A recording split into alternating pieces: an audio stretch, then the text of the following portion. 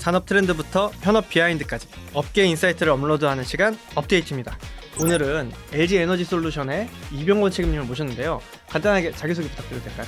네, 안녕하세요.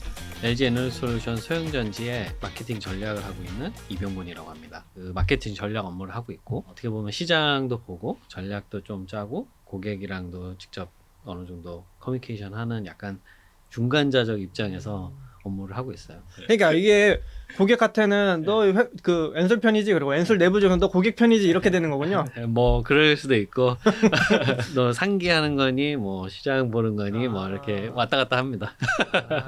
상품 기획은 보통 이제 아직 출시 안 된 좀 미래 모델에 대해서 좀 준비하는 거고, 그리고 시장을 본다 그러면 현재 이제 네. 마케팅적으로 시장이 어떻게 가고 있는지 네, 보고 맞습니다. 네. 어려운 일을 하시네요. 네, 약간 그 회사 지대를 좀 채우려고 노력한다고 생각하시면 될 것 같습니다. 그 다음에 이제 사실 이렇게 제가 하게 된 게 인터넷 사부에서 테슬라 관련된 글을 막 이렇게 썼어요. 그냥 일반 사원. 그때 막 썼는데 저희 그룹장님이 그 사보를 딱 보고 사장님한테 메일을 드렸어요. 이걸 보시라. 라고. 이 친구 뭐냐 이거 데려와라. 그래가지고 제가 소형전지 가게 됐거든요. 원래 어디 계셨을 때요? 원래는 M&A에 있었습니다. M&A 부서에 있었고 뭐 어떤 글을 쓰셨길래? 어떻게 생각을 하고 얘네 전략이 뭐고 이런 것들을 한 30페이지, 40페이지짜리 연재를 했었죠. 제가 원래 상품 기획을 하다가 M&A 하니까 이제 예전에 제가 시장을 봤던 것들이 조금 아쉬웠던 거죠. 제 개인적으로는. 그래가지고 이걸 한번 이제 정리를 하고 내 머릿속에 방점을 찍고 나와야겠다. 그런 개념으로 이제 썼었는데 마침 그때 그 소형전지에서 이제 사업을 시작을 하면서 배터리가 굉장히 잘 팔리는데 이게 지속적으로 잘 팔리는 고객인 건지 이게 그림을 아직 그리지 못하는 상태였던 거죠. 완전 초창기였나 보네요. 그래서 이 그림을 이제 이해가 될 수 있게끔 한 계기가 돼서 되게 좋게 봐주셨고 그 이후로 열심히 잘 하려고 하고 있습니다. 일종의 발탁이 되신 거구나. 좋다. 네. 소형 전지라고 하면 어떤 것들이 보통 있죠? 소형 전지라고 하면 이제 주로 이제 원통형 전지, 그 다음에 이제 저희 핸드폰이나 노트북에 들어가는 소형 파우치 전지 이렇게 두 가지로 얘기를 하고 있습니다. 그러면 그 최종 제품 기준으로 봤었을 때 노트북 그리고 전기차 이렇게 네. 생각하면 되나요? 그 중간에 이제 뭐 이바이크, 그 다음에 스쿠터, 뭐 저희 트럭도 있고 뭐 전제 들어가는 거의 모든 거라고 생각하시면 돼요. ESS 빼고는 다 들어간다고 생각하시면 돼요. 그렇게 생각하면 되겠군요. 네. ESS 빼고는 다 들어간다. 네. 알겠습니다. 피지컬 AI 요즘 사실 관심이 되게 많잖아요. 맞습니다. 그래서 어떻게 보면은 피지컬 AI랑 배터리랑 무슨 상관이 있냐라고 생각하시는 분들도 많을 것 같은데, 피지컬 AI란 뭐고, 그리고 배터리랑 어떤 연관성이 있는지 얘기를 해주실 수 있나요? 네. 배터리 하는 사람 입장에서 보면은 결국에는 그 AI가 지금 굉장히 핫한데 엄청난 투자가 이제 정당화가 되려면 그게 결국에는 저희 현실 세계에서의 어떤 물건들을 다루고 그거를 변화시킬 수 있는 어떤 피지컬 AI로 넘어와야 된다고 저는 생각하고, 배터리 업체 입장에서 생각하면은 배터리를 많이 썼으면 좋겠잖아요. 그래서 시장이 확대가 됐으면 좋겠고, 최근에 이제 뭐 캐즘이라고 해서 슬로우다운이거든요. 그래서 시장이 확대가 이제 천천히 가게 되는데, 슬로우다운이 일어나면서 그걸 극복할 수 있는 가장 펀더멘탈한 방법은 자율주행 자동차가 많이 보급이 되면 거기에 따라서 전기차를 많이 사용할 수밖에 없는 환경들이 만들어지거든요. 왜냐면 연료비가 더 싸니까 더 많이 쓰게 되는. 그렇게 되면서 이제 시장 확대할 수 있는 기회라고 저는 생각하고 있어서, 그런 관점에서 저는 이제 피지컬 AI에 대해서 기대를 하고 거기에서 많이 집중해서 좀 보고 있습니다. 그럼 사실 피지컬 AI라고 하면 많은 사람들이 좀 로봇에 조금 더 집중해서 보는데, 자율주행까지 좀 크게 보시는 거죠? 최근에 뭐 FSD 운전하는 거 보시면은 네. 사실은 거의 이제 다 왔다고 보기 때문에 그런 관점에서 보면 얘가 피지컬 AI의 어떻게 보면 첫 관문이라고 해석하는 게 맞을 것 같습니다. 맞아요. 사실 피지컬 AI가 실제 우리 세계에 어쨌든 작동하는 AI를 얘기하는 거니까 저도 자율주행이 좀 첫 시작인 것 같고, 근데 그럼에도 사람들은 계속 요즘 막 그 피지컬 AI, 로봇, 휴머노이드 이런 것에 관심 많다 보니까, 그럼 요즘 그런 쪽 고객들한테서도 좀 뭔가 요청이라던가 네. 제안이 많이 오나요? 다양한 고객들의 인quiry가 오고 있고 그거를 이제 적극적으로 대응을 하고 있죠. 컨퍼런스 콜에서는 탑 티어 로봇 업체들은 다 우리가 고객이다. 네. 그리고 뭐 최근에는 휴머노이드 로봇에 좀 특화된 배터리 포트폴리오 고민하고 있다. 네. 그럼 어쨌거나 좀 미래 좀 유망한 고객으로 계속 생각을 하고 계신 거잖아요. 그렇죠. 왜냐하면은 이게 현재 기준으로 보면 사실 상용화된 제품은 없는데 휴머노이드에 사람들 많이 집중하고 하는 이유가 결국에는 만약에 이 휴머노이드라는 제품이 실제로 어떤 인간의 노동력을 실제 어느 정도 대체를 할 수 있다라는 게 이제 보이기 시작하면 사실은 그게 가지고 올 수 있는 파급력이 굉장히 크거든요. 예를 들면 뭐 물류센터에서 얘가 일을 이제 제대로 시작해서 보인다는 건 물류센터에서만 쓰는 게 아니라 뭔가 이게 어플리케이션이 확대가 되기 때문에 그러면 그거로 발생되는 2차, 3차, 4차 효과는 저희가 이제 예상하기 굉장히 어려워지는 게 됩니다. 근데 저는 이제 그런 생각이 들더라고요. 로봇이 저한테 있다 그러면 두쫑쿠 줄 서, 사와 뭐 네, 이런 네, 거 네, 시키고 네.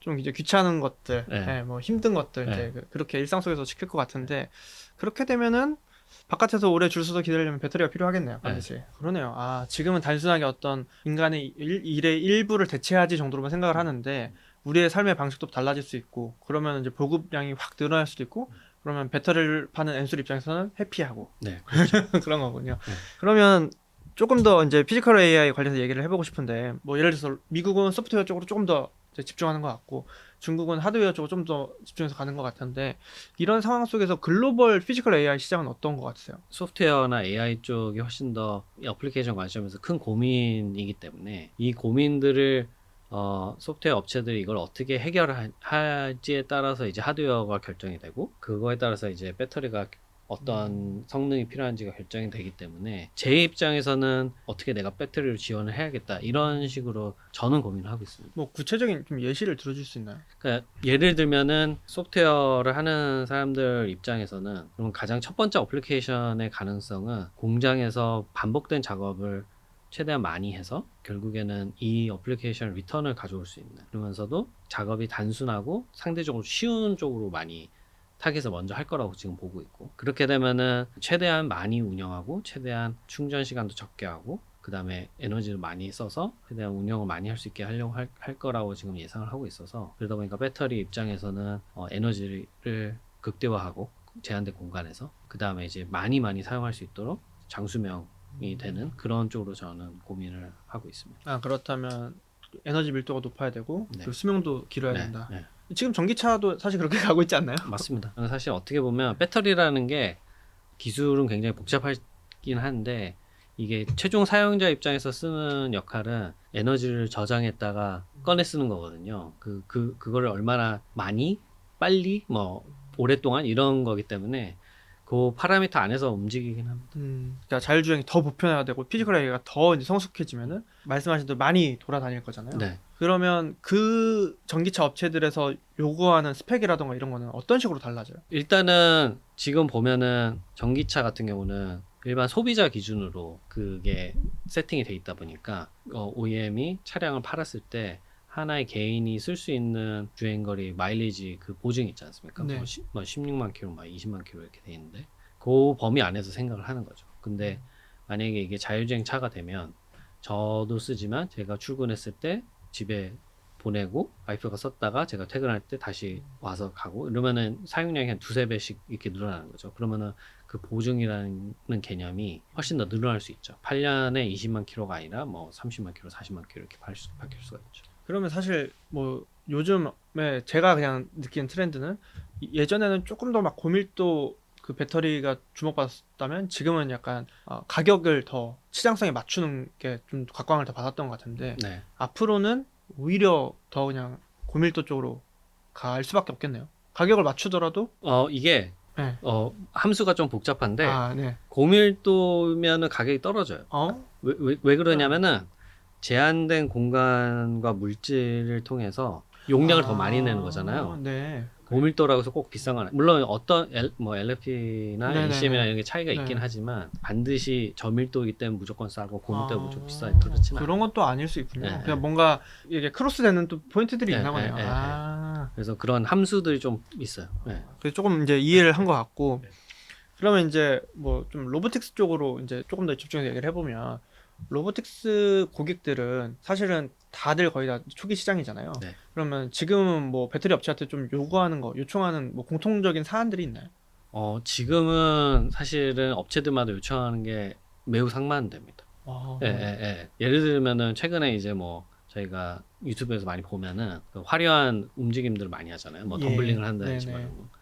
그런 로봇들은 사실은 굉장히 고출력 셀이 필요하고 아, 이게 인간의 노동을 해주는 건 아니니까 네네. 그럼 공장에서는 이렇게 할 거 아닙니까? 네네. 그런 거는 이제 고출력이 저는 필요가 없다고 생각하고 아. 일부 업체들은 또 그래서 장수명이나 뭐 고용량 이렇게 요청을 하고 있죠. 고출력 쪽이 있고 아니면은 이제 완전 장수명, 네. 예, 고용량 네. 이쪽으로 하는. 근데 어쨌거나 로봇 업체들 입장에서도 지금 이제 전기차에 들어가는 소형 셀이 바로 선택할 수 있는 옵션인 거라서 맞습니다. 그렇게. 네, 주로 지금 현재는 로봇 업체들이 1년에 만들어봤자 뭐 10,000대밖에 안 네. 되면 굉장히 양이 작거든요. 네. 그러면은 현재 개발되어 있는 셀들을 가져와서 적용해야지 이제 수급이라든지 이런 것들을 해결하기 쉽고 아까 말씀드렸듯이 업체마다 방향이 완전 다르다는 거는 고객들이 아직 자기네들이 정확하게 어떤 거를 써야지 시장에서 이긴다는지를 확신을 못 한다는 걸로 해석할 수도 있거든요. 그래서 보통 올해 내년까지가 약간 현장을 좀 검증하고 실증하는 단계인 것 같아요. 대부분의 이제 로봇 업체들도. 그래서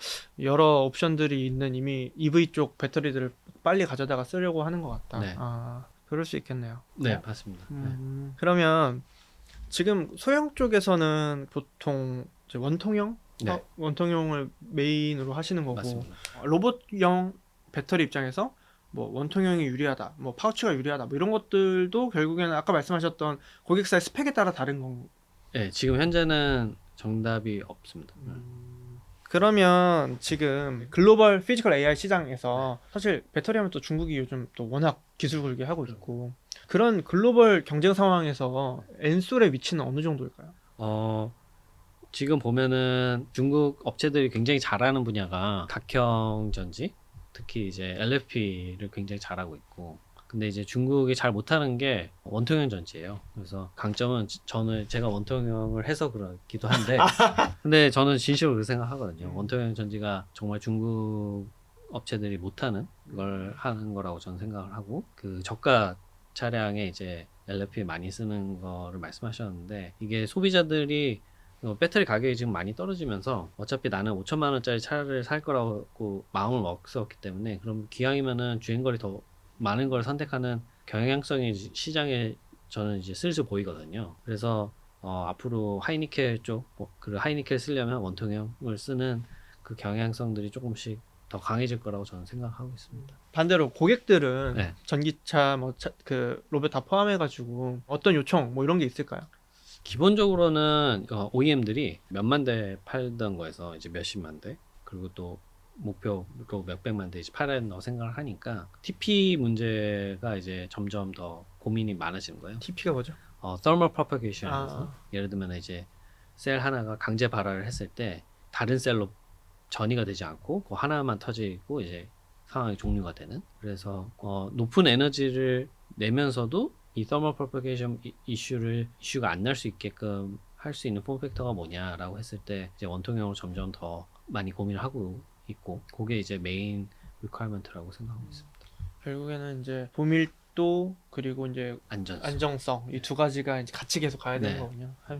밀도가 클수록 에너지도 많이 갖고 있는 거니까. 그러면 배터리의 어떤 글로벌 트렌드는 이제 얘기를 해주신 것 같고, 현업 입장에서 그럼 뭐 예를 들어서 세일즈를 하는 입장에서 고객들한테 좀 어필하는 포인트 이런 게 또 있나요? 어필하는 포인트가 그 아까 얘기했던 세이프티도 있지만은 제가 주로 많이 얘기를 하고 싶어하는 내용, 그 OEM들의 이제 고민 중 하나가 과연 내가 이 모델을 얼마나 팔 수 있을까? 우리가 전기차를 얼마나 팔 수 있을까에 대한 고민이 굉장히 많거든요. 근데 이제 원통형의 장점은 뭐냐면 배터리가 이제 사이즈가 상대적으로 작다 보니까 다양한 종류의 차종에 들어갈 수가 있어요. 그리고 용량도 좀 상대적으로 자유롭게 조절할 수가 있고, 그리고 폼팩터가 이제 인더스트리에서 통용이 되다 보니까 예를 들면 한 OEM이 물량이 좀 줄면 여기다가 이제 또 팔 수 있고, 그다음 뭐 이런 조정이 어느 정도 가능하거든요. 그러다 보니까 너의 디맨드가 불확실하다는 거 나는 이해하고 있고, 그러면은 원통형 쓰면 이런 것들이 실제 우리가 오퍼레이션을 했을 때 어느 정도 미티게이트를 할 수가 있다. 그렇게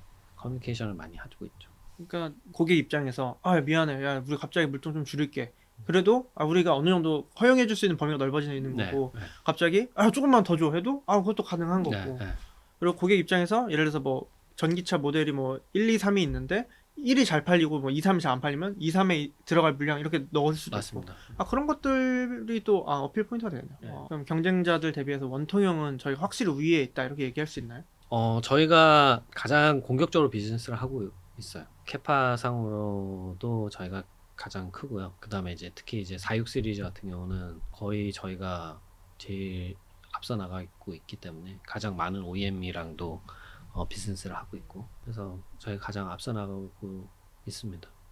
근데 또 그런 상황 속에서 외부 환경 계속 바뀌잖아요. 갑자기 뭐 이란 뭐 전쟁이 일어나고 그런 상황 속에서 그러면 뭐 중기도 있고 장기도 있을 텐데 단기 전략을 계속 수정을 해야 되는 건가요? 그렇지는 않은 것 같아요. 왜냐면은 결국에는 이 전체적인 트렌드가 배터리 관점에서 보면 전기차에 들어간 배터리는 우리 동네에서 생산해야 돼에 이제 여러 가지 변주거든요. 법안들이나 이런 것들이 바뀌는 거에 따라서 큰 전략이 바뀐다기보다는 그때 어떻게 뉘앙스가 바뀌는지 그 정도라고 생각하시는 게 맞을 것 같아요. 큰 그림은 이미 그려져 있다고 생각하시면 돼요. 최근에 또 EU에서도 IRA랑 맞아요. 비슷한 네, 법안 네, 나와서 네. EU에서만 생산해야 된다, 뭐 보조금 네, 받으려면 네, 이런 네. 얘기가 또 있고 북미는 또 북미대로 있고. 그러니까 그 EU 안에서만 생산해야 이게 만이라는 게 그거에 이제 뉘앙스들을 이제 잘 캐치해서 예를 들면은 뭐 저희 그 오창 공장에서 보내도 되면은 얼마나 되는지 뭐 이런 것들을 하는 거죠. 큰 전략은 유럽에서 생산하는 게 맞지만 그런 약간 뉘앙스들과 우리가 현재 고객과의 관계 그런 개념이죠. 약간 뉘앙스를 잘 캐치해서 역용하는. 글로벌 전략을 짜려면 봐야 되는 게 너무 많네요. 그렇죠. 네. 그래서 저 도와주는 친구 한 명 있습니다. 다행히. 저 혼자 하지 않습니다. 예. 진짜 고객도 만나고 시장도 분석도 하고 하시는데 네. 이 안에서 내가 꼭 이루고 싶은 목표, 달성하고 싶은 어떤 아. 과업 이런 게 있으실까요? 제 목표는 진짜로 제 집 앞에 주유소가 이렇게 2개가 있어요. 네. 이렇게 막대고 있거든요. 제 목표는 뭐냐? 이 주유소를 없애버려요. 갑자기요? 다 전기차로 바꿔서 다른 게 없어서. 얼마 정도 걸릴까요? 그렇게 되는데. 한 10년은 필요하지 않을까? 10년? 네. 근데 10년도 전 되게 빠른 것 같은데요? 네, 왜냐하면 이게 판매량뿐만 아니라 이제 돌아다니는 차도 바꿔야 되면서 10년 뒤에는 이제 대부분의 주유소가 전기차 충전소로 바뀔 것이다. 열심히 하겠습니다. 네. 열심히 해서 주유소 없애겠습니다. 공기를 맑게 미세먼지 없이. 네, 그럼 이제 마지막으로 이제 이 콘텐츠를 이 부분까지 보신 분들은 그래도 애정 있게 다 들어주신 분들일 거예요. 네네. 마지막으로 뭔가 우리가 피지컬 AI 시대에 LG 에너지 솔루션을 좀 집중해야 되는 이유 뭐 이런 걸 좀 설명해 줄 수 있을까요? 그 피지컬 AI로 넘어가게 되면 자율주행이 되고 하면은 전동화가 더 많이 올라가고 그 전기차가 더 많이 팔릴 수밖에 없다고 저는 보고 있어요. 그러면은 당연히 그거에 가장 잘 투자돼 있는 저희 LG 에너지 솔루션이 당연히 그 따라갈 수밖에 없는 거고요. 그다음에 이제 휴머노이드나 이런 쪽도 그게 아까 말씀드렸지만 그 파급 효과에 따라서 분명히 이제 전동화나 그런 부분들이 더 필요할 거기 때문에 그다음에 이 피지컬 AI를 서포트하기 위한 AI 데이터 센터에 들어가는 배터리들, ESS 이런 것들을 다 감안을 하면은 사실 전체 밸류 체인에 저희가 다 걸려 있어서 이 피지컬 AI를 실현을 하려면 우리 빅테크들의 꿈을 실현하려면 저희가 있을 수밖에 없는 길목이 있다. 그 정도 아닐까 싶습니다. 근데 뭐 요 콘텐츠 통해서 그래서 네네. 많은 분들이 이제 LG 에너지 솔루션에 조금 더 관심 네. 가지실 수 있을 것 같아서 네네. 되게 의미 있는 시간이었습니다. 나와주셔서 감사합니다. 감사합니다. 네.